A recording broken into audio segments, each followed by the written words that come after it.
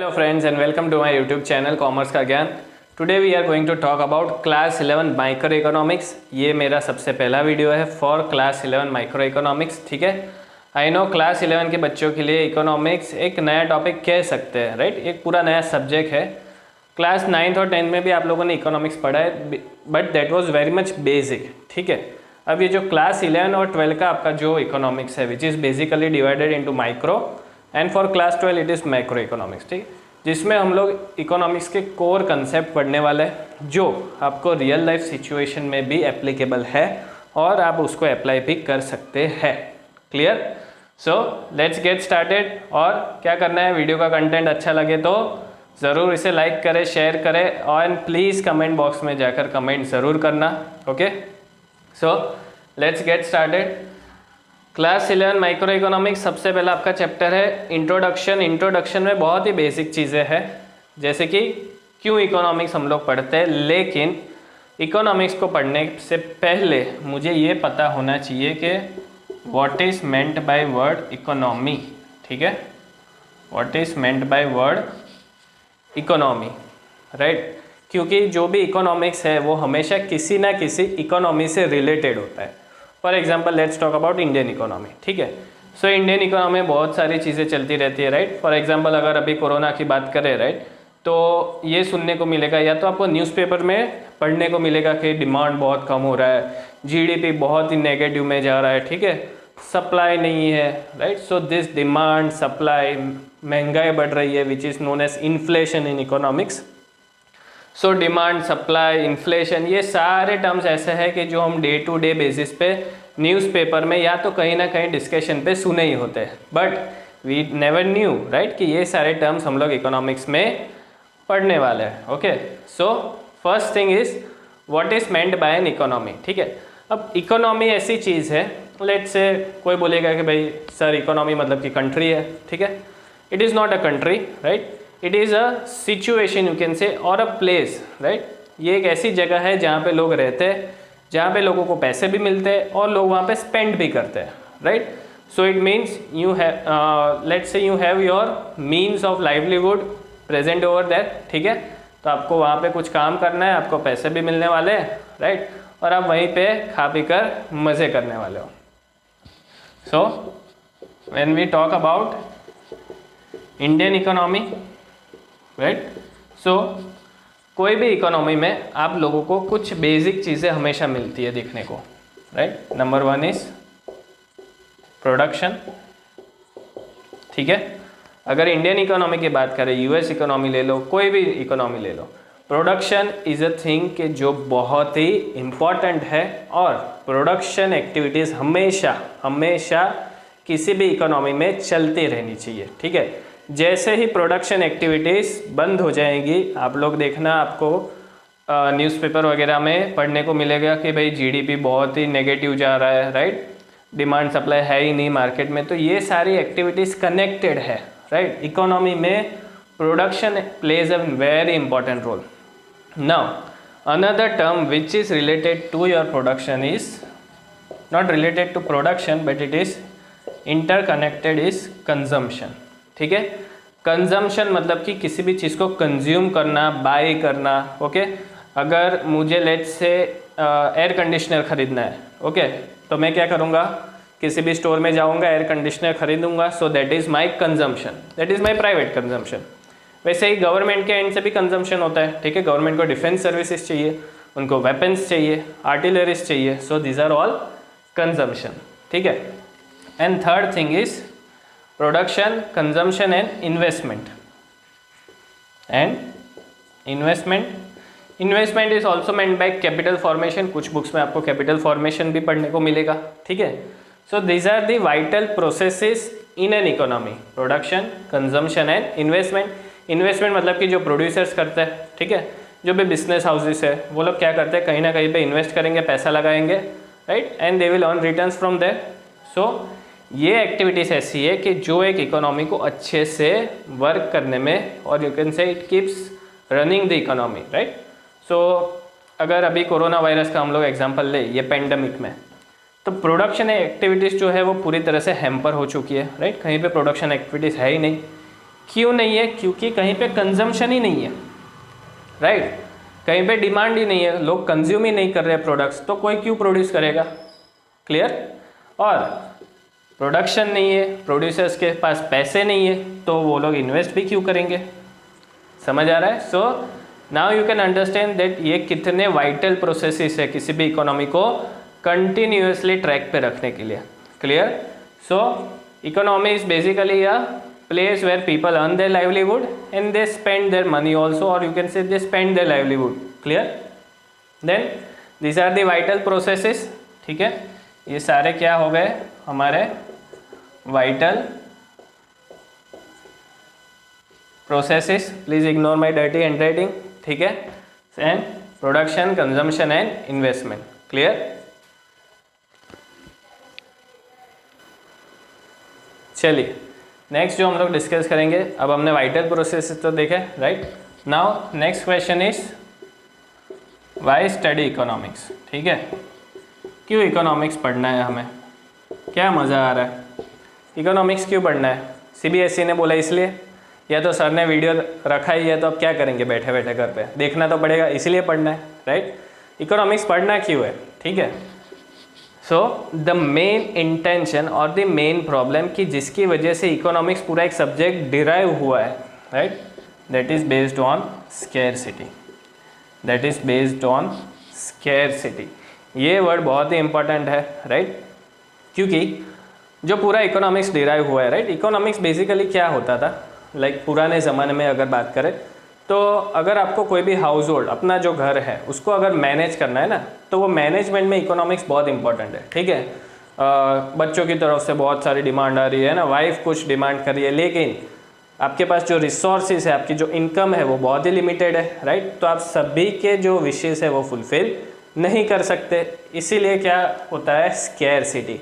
वही same concept अब हम लोग पूरी इकोनॉमी की बात करते हैं। ओके, सो इकोनॉमी में भी बहुत सारे रिसोर्सेज है, man made resources, human resources. ठीक है, so natural resources, sorry man made human made तो एक ही है, right? You have natural resources, you have man made resources.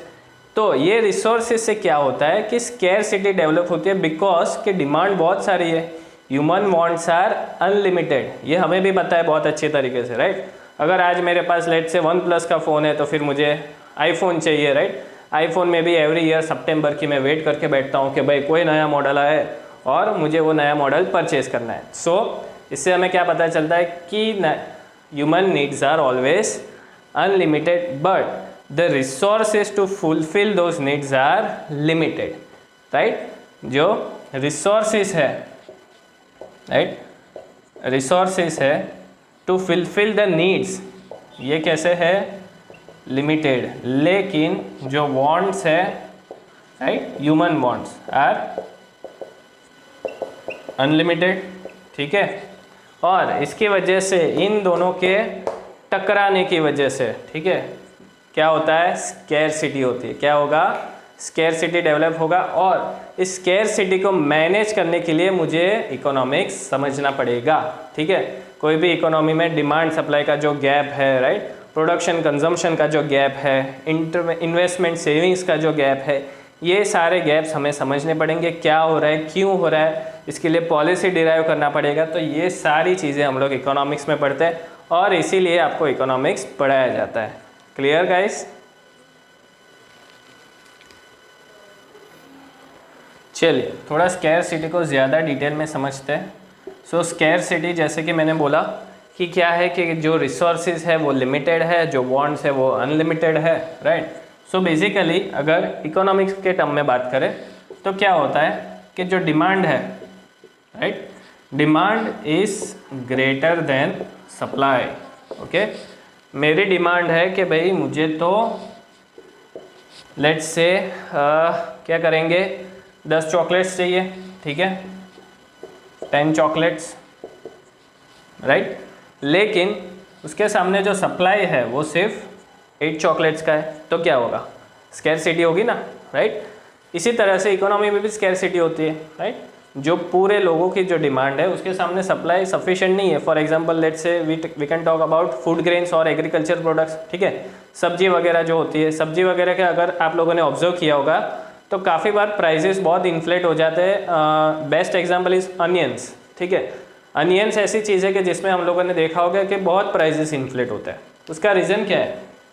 Demand बहुत ज़्यादा है, लेकिन सामने जो सप्लाई होना चाहिए वो सप्लाई बहुत ही कम है, राइट। इसकी वजह से स्केर्सिटी डेवलप होती है। Second problem, apart from scarcity, right, ये एक प्रॉब्लम तो है ही स्केर्सिटी का।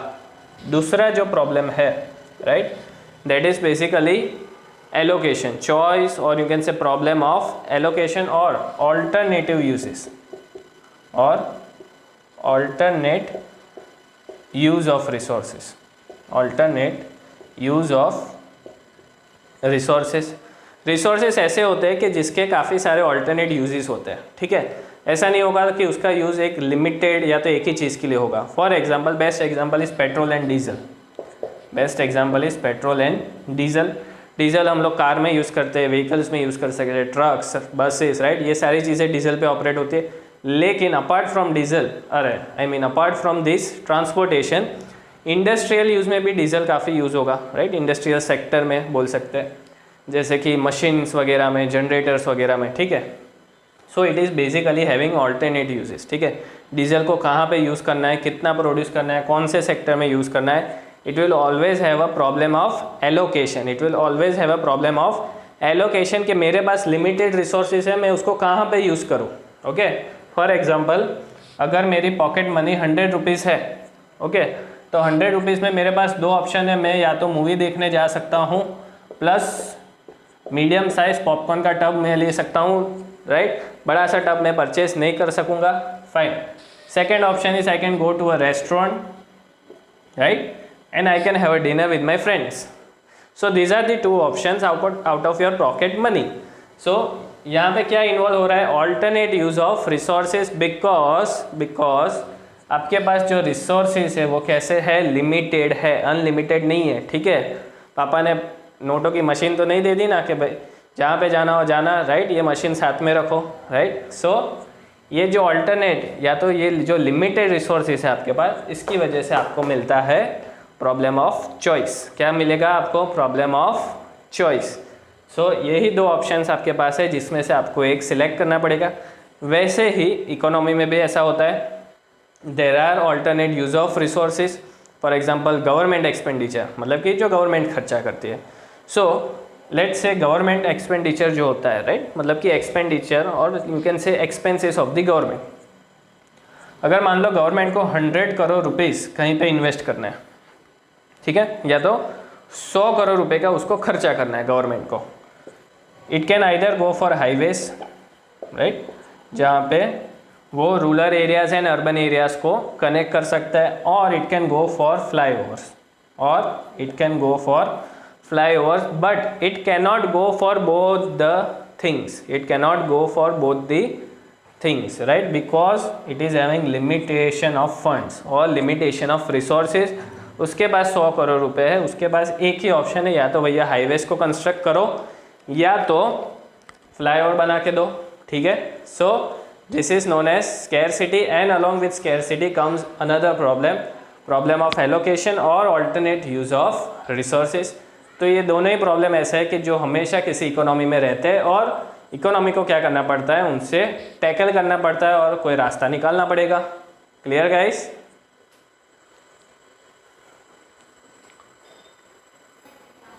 चलिए नेक्स्ट जो हमारा टॉपिक है दैट इज इकोनॉमिक प्रॉब्लम। अब बेसिकली ये जो इकोनॉमिक प्रॉब्लम्स है ना, ये यूनिवर्सल है, ये आपको हर एक कंट्री में या तो हर एक इकोनॉमी में देखने को मिलते ही है। Number 1 is scarcity of resources. Number 1 scarcity of resources, जो हमने स्टार्टिंग से डिस्कस किया कि जो भी रिसोर्सेज है आपकी इकोनॉमी में, राइट, प्रोडक्शन करने के लिए नेचुरल रिसोर्सेज, ह्यूमन रिसोर्सेज, ये सारे लिमिटेड है। आपके पास कोई भी चीज़ अनलिमिटेड नहीं है, राइट। तो हर एक कंट्री के पास कोई ना कोई रिसोर्सेज ऐसे होंगे कि जो उसके पास लिमिटेड ही होंगे, राइट। उससे ज़्यादा उनके पास ऑप्शन ही नहीं है। तो लेट्स से जो मैंने एग्जांपल बोला आपके पॉकेट मनी का, अगर आपके पास पॉकेट मनी लिमिटेड है तो आपको क्या करना पड़ेगा? उसी में से एडजस्ट करना पड़ेगा, जुगाड़ करना पड़ेगा, राइट, जो हम लोग बोलते हैं जुगाड़ करना पड़ेगा। सो वैसे ही अगर आपके किसी भी कंट्री के पास रिसोर्सेज अगर लिमिटेशन है तो उसको भी क्या करना पड़ेगा भैया? जुगाड़ करना पड़ेगा। Second, unlimited human wants. अब ह्यूमन वांट्स कैसे है, अनलिमिटेड है, it keeps on going, right. आज एक अगर कोई नीड आपकी फुलफिल हो जाती है तो आपको तुरंत ही कोई दूसरी डिमांड आ जाएगी, राइट। पापा ने आईफोन ला के दिया तो पापा बाइक चाहिए, ठीक है। So there are unlimited human wants. And third is alternate uses. Alternate uses जो हमने डिस्कस किया कि जो भी आपके नीड्स है, राइट, या तो जो भी आपके रिसोर्सेज है, it is always going to have alternate uses, right. उसका कोई ना कोई एक ऑल्टरनेटिव होने ही वाला है, जो मैंने बोला diesel, right. Diesel can be use for industrial purpose also, and it can be also be used for transportation purposes. So every resources is having alternate uses. So these are the three basic economic problems जो आपको हर जगह पे face करने ही है, right, या तो हर एक country इसको फेस करती है, क्लियर। सो ये इकोनॉमिक रिसोर्सेज को या तो ये इकोनॉमिक प्रॉब्लम को आपको क्या करना है, मैनेज करना है, जो हम लोग इकोनॉमिक्स में पढ़ते हैं, clear guys. So I hope you are clear with the content of your introduction, right. अगर प्लीज़ वीडियो को ज़रूर लाइक करें और शेयर करें एंड चैनल को सब्सक्राइब करना, क्लियर। Thank you.